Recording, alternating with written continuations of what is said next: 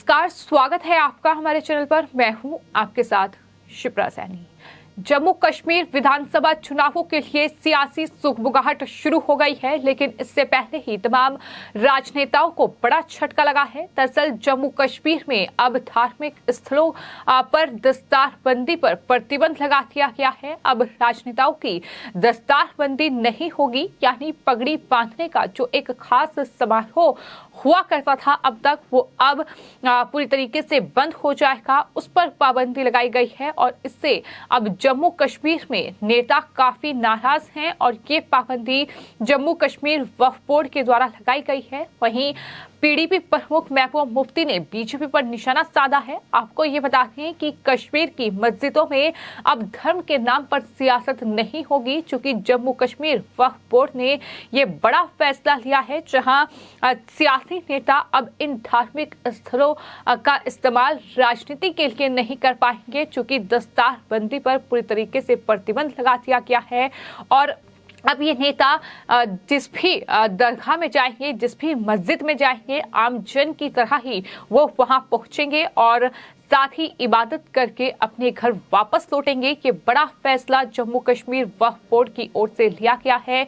जम्मू कश्मीर वक्फ board ने ये आदेश जारी किया है कि जम्मू कश्मीर में सभी जो जियारत गाहों और साथ ही खानकाहों, इसके अलावा मस्जिदों और दारुल उलूम में सियासी सामाजिक संगठनों के नेताओं और कार्यकर्ताओं की दस्तारबंदी पर प्रतिबंध लगा दिया गया है। ये आदेश जारी किया गया है।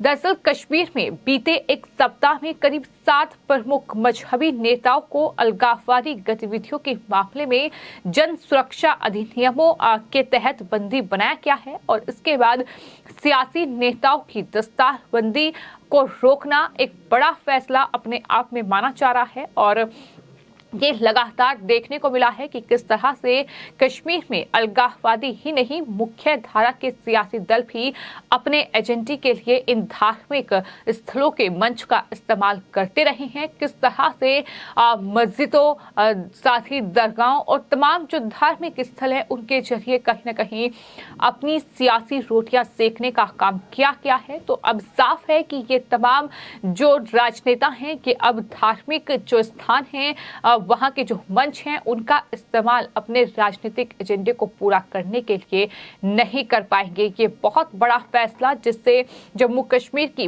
पूर्व मुख्यमंत्री महबूब मुफ्ती बौखलाई हुई हैं, उनकी तरफ से ट्वीट किया गया है और लिखा गया है कि पाखंड की कोई सीमा नहीं है, क्योंकि बीजेपी खुद मंदिर, दरगाह या गुरुद्वारे में पगड़ी बांधने का कोई मौका नहीं छोड़ती है।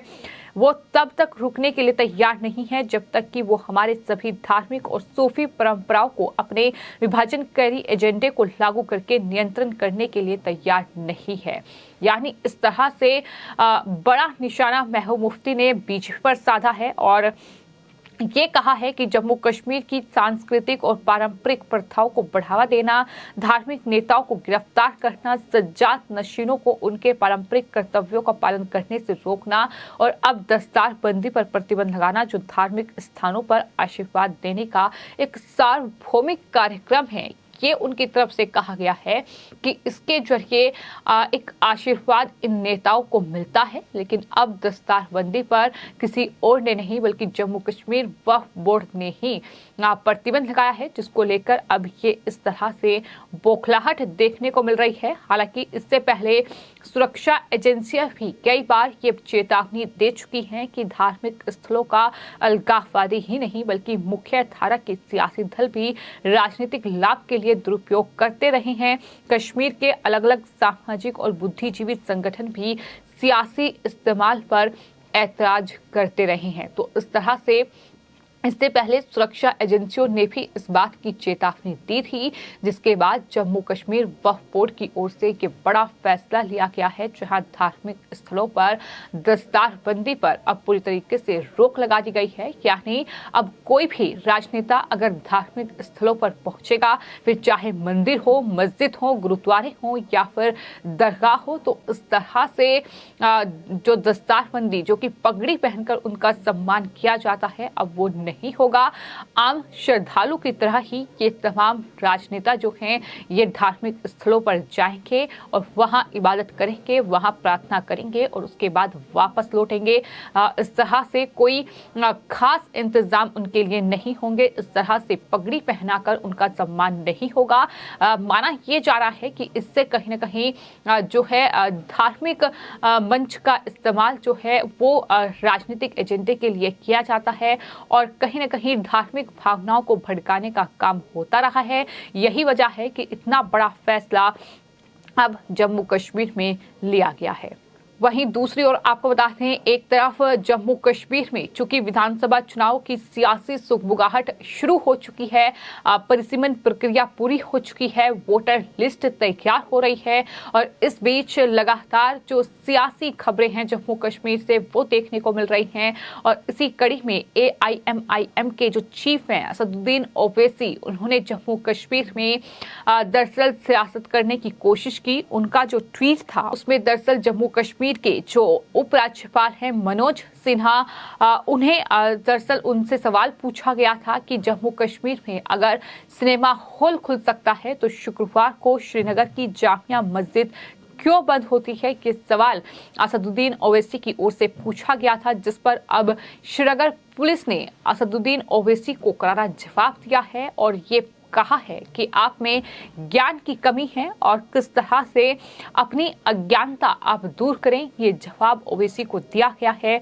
अब श्रीनगर पुलिस ने जो ट्वीट किया है उसमें लिखा है कि मस्जिद पूरी तरह से खुली है और ओवैसी सत्य से दूर है, अज्ञानता कोई बहाना नहीं होता। मंगलवार को किए गए ट्वीट में श्रीनगर पुलिस ने ये लिखा है कि जहां मस्जिद पूरी तरह खुली है, कोविड के बाद 3 मौकों पर उसे आतंकी हमले और कानून व्यवस्था के कारण अस्थायी रूप से शुक्रवार की नमाज के लिए बंद किया गया था। ऐसा तब किया गया जब जामिया प्रशासन ने जिम्मेदारी लेने से इनकार कर दिया था, लेकिन आज जो ये मस्जिद है ये खुली हुई है। तो ऐसे में ओवैसी जिस तरह से झूठ फैलाने का काम कर रहे हैं वो ना करें, क्योंकि ओवैसी में ज्ञान की कमी है, वो सत्य से बेहद दूर हैं। ये जवाब श्रीनगर पुलिस ने अब असदुद्दीन ओवैसी को दिया है। तो कहीं ना कहीं जम्मू कश्मीर में चुनाव हैं, तमाम जो सियासी पार्टियां हैं वो कहीं ना कहीं जम्मू कश्मीर के इस चुनावी अखाड़े में कूद पड़ी हैं और एक के बाद एक तमाम नेताओं के बयान सामने आ रहे हैं। जहां एक तरफ जम्मू कश्मीर वक्फ बोर्ड ने ये बड़ा फैसला लिया है कि अब धार्मिक स्थलों पर राजनेताओं की दस्तारबंदी नहीं होगी, उन्हें कोई विशेष सम्मान वहां नहीं मिलेगा। तो ऐसे में अब दूसरी तरफ ओवैसी भी इस राजनीतिक अखाड़े में कूदने की कोशिश कर रहे हैं।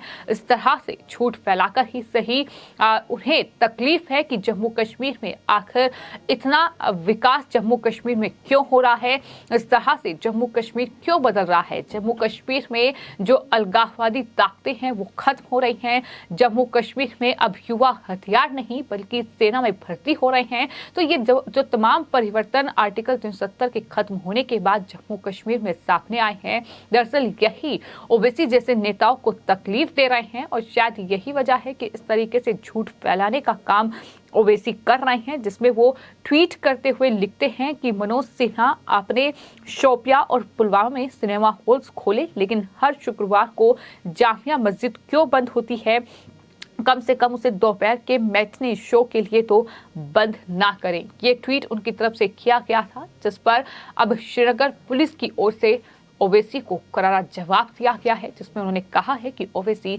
सत्य से दूर हैं और मस्जिद पूरी तरह से खुली हुई है। तो इस तरह से झूठ फैलाने की कोशिश भी लगातार की जा रही है ताकि एक खास वोट बैंक को अपने पक्ष में किया जा सके और जम्मू कश्मीर में किसी तरह से अपनी सियासी रोटियां सेकी जा सके। इस कड़ी में तमाम जो सियासी दल हैं वो कार्य कर रहे हैं, फिर चाहे वो PDP प्रमुख महबूब मुफ्ती हो, नेशनल कॉन्फ्रेंस के नेता फारूक अब्दुल्ला या उमर अब्दुल्ला हो, इसके अलावा अब AIMIM के चीफ असदुद्दीन ओवैसी भी अब इस सियासी अखाड़े अखाड़े में कूदने की पूरी कोशिश कर रहे हैं, झूठ का सहारा लेकर ही सही, लेकिन कहीं ना कहीं सेंध लगाने की कोशिश है इन चुनाव में कि जम्मू कश्मीर में भी अपनी पार्टी को बढ़ाया जाए। तो ये तमाम चीजें जम्मू कश्मीर में लगातार देखने को मिल रही हैं, लेकिन कहीं ना कहीं ये जम्मू कश्मीर में उन राजनेताओं के लिए बड़ा झटका है जो इस तरह से जम्मू कश्मीर में जो धार्मिक स्थल हैं उनका इस्तेमाल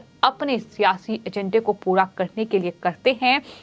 और यही वजह है कि ये बड़ा एक्शन जम्मू कश्मीर वक्फ बोर्ड की ओर से लिया गया है। आपको बता दें, जम्मू कश्मीर वक्फ बोर्ड के जो एग्जीक्यूटिव मजिस्ट्रेट हैं इत्तियाक, उनकी तरफ से जो बड़ी जानकारी इस पूरे मामले में दी गई है। उन्होंने कहा है कि बोर्ड के अधीन किसी भी मस्जिद, दरगाह, खानका, दारुल उलूम में अब किसी भी सियासी नेता या किसी व्यापारी या किसी तथाकथित समाज सेवी की दस्तारबंदी नहीं होगी। और अगर किसी ने मजहब के लिए बहुत बड़ा काम किया है, बहुत बड़ी उपलब्धि पाई है, तो ऐसे लोगों की भी किसी धर्म स्थल पर पगड़ी पहनाने से पहले लोगों को परमिशन जो है वक्फ बोर्ड से वो लेनी होगी। तो ये बड़े फैसले जम्मू कश्मीर में लिए गए हैं। ये फैसले कहीं ना कहीं पीडीपी प्रमुख महबूब मुफ्ती, फारूक अब्दुल्ला, उमर अब्दुल्ला और साथ ही ओवैसी जैसे लोगों की परेशानी बढ़ाते नजर आ रही हैं। फिलहाल आपकी इस पूरे मामले पर क्या राय है हमें कमेंट बॉक्स में जरूर लिखें और चैनल को सब्सक्राइब करें। धन्यवाद।